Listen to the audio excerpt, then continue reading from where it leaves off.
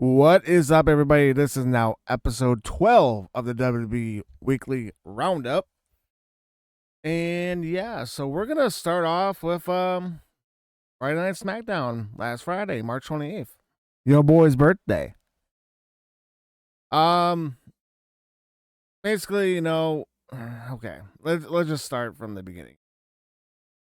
You had Drew McIntyre invade an RKO 10 from Randy Orton, whatever.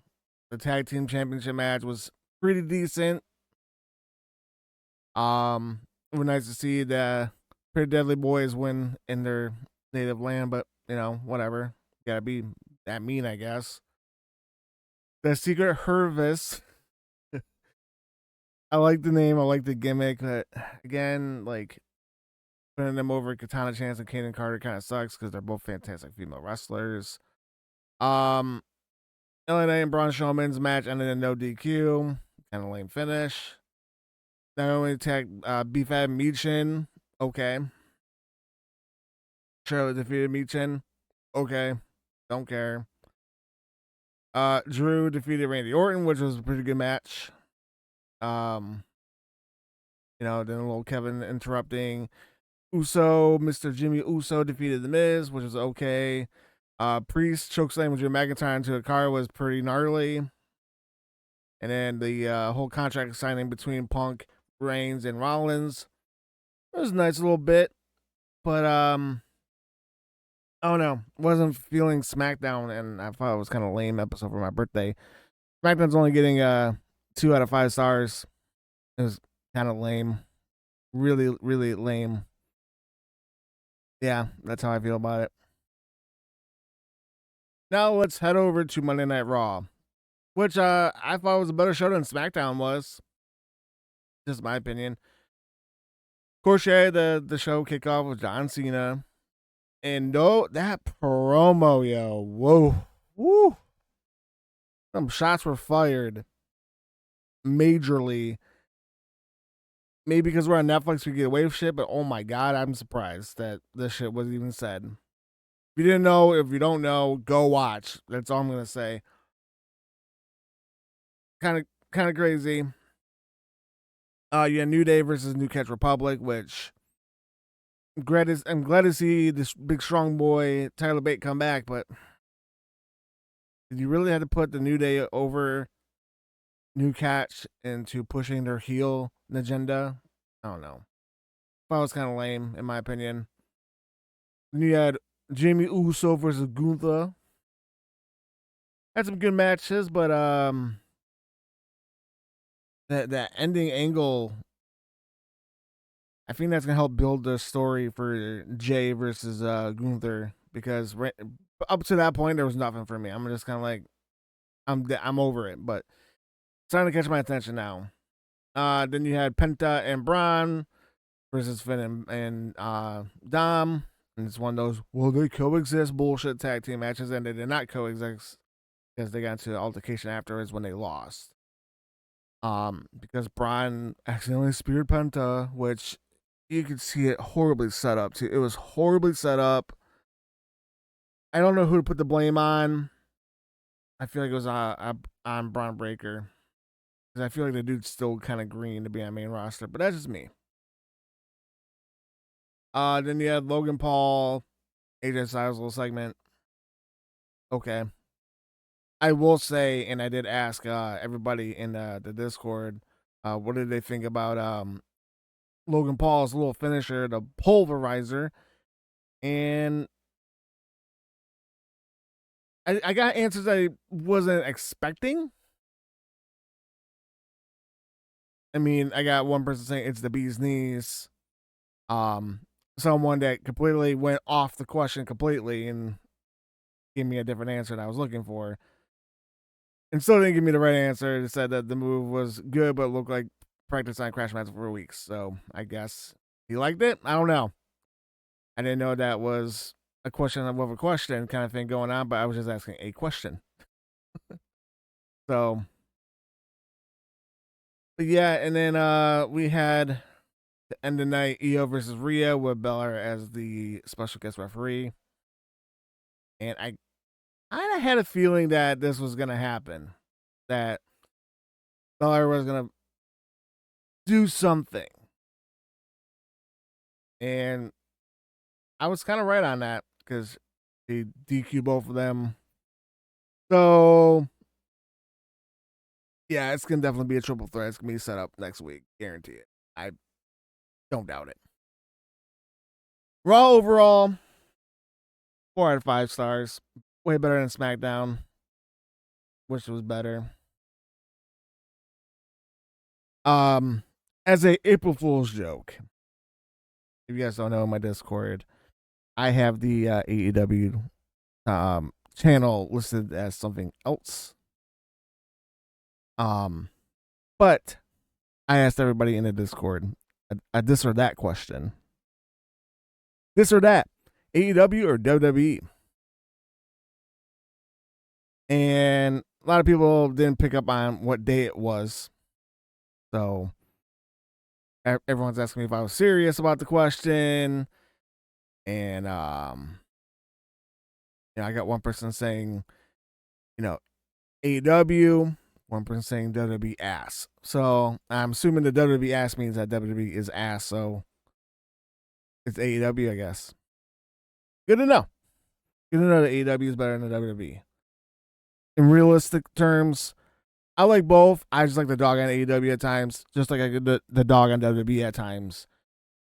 And I look at it as this is a great time to be a wrestling fan because we got companies trying to one up each other and provide better content for us. So I see it as a win-win for all of us. But if we're gonna have a whole Coke versus Pepsi battle over wrestling, it's 2025. Get the fuck over it. Just saying. Just saying. And then we're gonna end off things here with NXT on April Fool's Day, no less. No jokes here, though. I mean, we started off the show with Stephanie Vaquer vacating the NXT Women's North American Championship. In return, she gets to pick her challenger, which I get it. They had to take the belt off Julia because she had injuries and all that, and could have handled differently, in my opinion. But nonetheless, we are going to have a 6-woman ladder match at Stand and Deliver for that. So, I'm leaving that in the video. Don't care. For the women's North American title, which I'm for it. Hell yeah. Just don't give it to Kalani Jordan. Give it to someone else.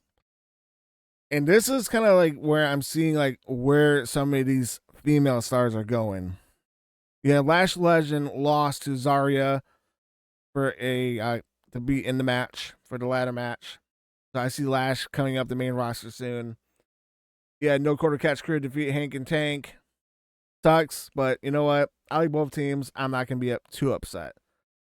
Then you had Trick in the ring talking shit because why not? And end up getting Oba and Javon in there. Ava announces a triple threat for them at Stand and Deliver. Kind of saw that coming more than a mile away. And then you had Dream State come attack. I'm for it. Hell yeah. Then you had Kalani Jordan defeat Roxanne Perez. This is just right here your symbol of that Roxanne's going to main roster for sure now. It's not in any title picture in the story. And then the surprising turn of the show for me is seeing Ricky Saints defeat Shawn Spears to win the NXT North American Championship, which, okay, I'm not upset. I mean, Shawn deserves a little bit longer title run, but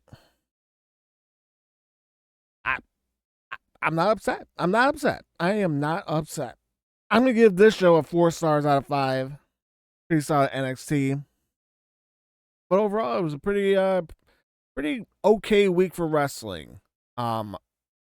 We're now from the time of recording, we are 17 days away from Mania, and I'm hoping to see some shit come out now in the next 17 days. So let's just hope something shit starts lining in place, and the fire gets started because it's not looking too well. to end this segment, we're gonna do 2 ask me about my opinions on things here. I got a couple of them throughout the last week or so. So I was asked, would Cena's heel turn have been more effective in 2012 than right now? I said, well, I didn't say it in Discord, but I'm saying right now, Cena's heel turn now is a more effective thing to do back then. Because the thing is, you gotta remember John Cena back then, you know, he was VKM's golden boy. You know, he can't lose. He can't. No. Because the kids love him. Blah, blah, blah. All that bullshit. I feel like if you would have turned Cena heel back then, throughout that whole segment, like WWE would kind of been struggling. In my opinion. So that's why I feel like Cena now being heel is great. Because you're kind of getting the younger generation to get off him. Because he's not leaving as a good guy, he's leaving as a bad guy. And this is kind of like, hey, he's leaving, he's a bad guy, who the fuck cares? But us older fans would be like, oh my god, dude, like, I respect him for leaving as a heel, blah, blah, blah. And this gives us the closure, I guess, saying, dealing with him for the last 20 years. So, that was a very good question, Dragonoff. So, I will be giving you 2 points to whatever score you want for your not your NXT, but your Wrestling Prediction League scores. So let me know down below where you want those. And then the other question is Seth the anchor of being? Okay, so then I was asked, is Seth the anchor of the WWE in the bloodline of him betraying the Shield back in the day? You think there'd be a bloodline story without that moment? No. Honestly, no. If Seth did not turn on the Shield, we would not have what we have today. I stand by that. And I know it's all storyline, but you got to think, like, that kind of helped place the cards, that kind of stacked the dice to where we are today. Yeah, I fully think that Seth is the reasoning of Bloodline. But the reasoning of the Bloodline and the reasoning of the Shield goes all back to one person, and that's CM Punk. So, if you want to look in this in the long sense of things, it is CM Punk who started all of this, in my opinion. Let me know what you guys think down below, because that's where I stand firmly on. And that's why we had this triple threat at Mania. All right, that's it. End of the video. Oh, that question was from Hack. Hack, you will get 3 points towards any score. Let me know down below where you want those. Okay, cool, awesome. If you haven't already, make sure you hit the thumbs up, subscribe, hit the bell notification for more videos like this. If you haven't done so already, make sure you follow me on all my social medias. I stream on Twitch weekly. I try to post stuff everywhere and anywhere I can. Also, too, make sure you follow my clothing line's social medias as well. I'd be much appreciated if you did. Jump in Discord, join the Prediction League, come talk, whatever with us. We have a bunch of different channels in there, and we all like to hang out, talk. And then last but not least, get some of my own clothing over here. Buy some designs for me. Support your boy. Be much appreciated. But yeah, until then, I hope you guys have a good rest of your day. See you in the next one. Toodles.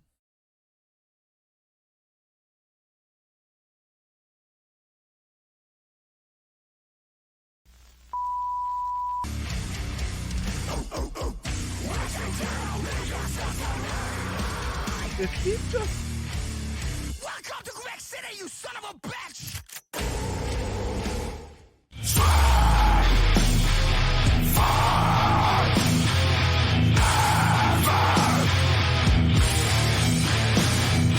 Die! Name! Less!